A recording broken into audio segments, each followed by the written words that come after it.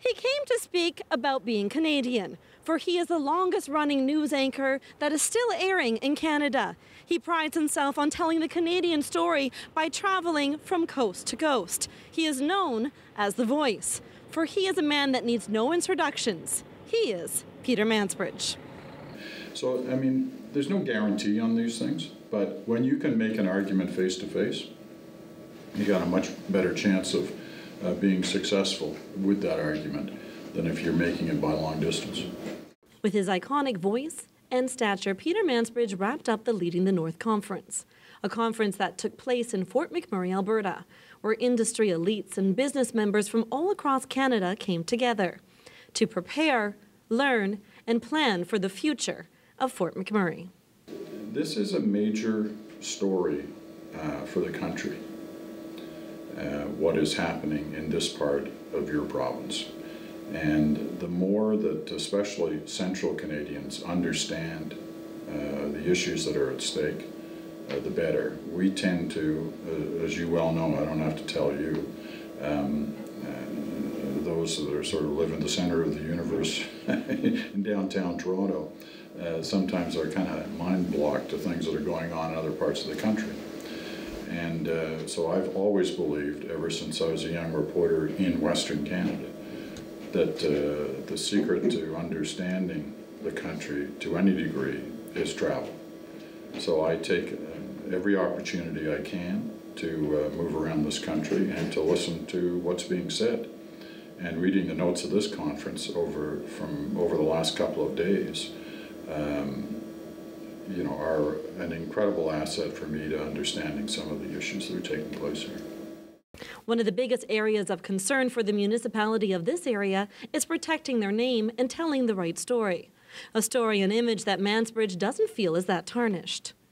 I'm not sure it has a bad reputation. I mean, there are lots of issues about the oil sands, and there have been for 30 years, and those issues have grown over the last few years, and it's become more of an international story. And I think that you see this province and this country trying to put out a different message on the oil sands, on the companies that work here, on what's being done. And within some of those messages, I think you can see, some could argue that you see an admission that not all was done correctly in past years.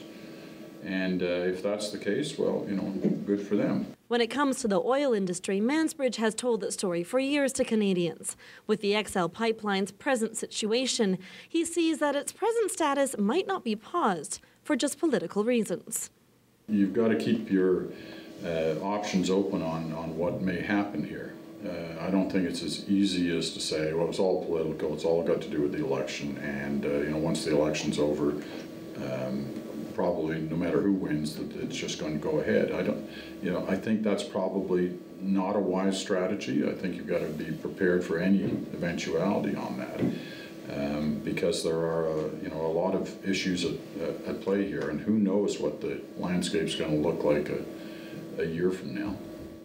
Change and future were two of the most popular topics at this conference.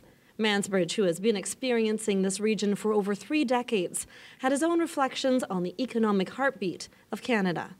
First time in was 75, and I think at that point there were maybe 8,000 or 10,000 people here. It was still kind of an outpost in a remote region of the country.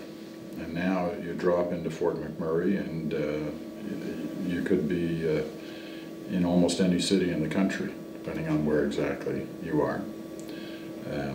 It's a rapidly expanding city that faces challenges in that. Challenges indeed.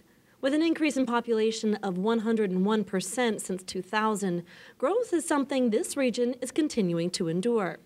Only time will tell how many more changes it will experience before the truly Canadian icon returns to the region. In Fort McMurray, I'm Bianca Jade for Shaw TV.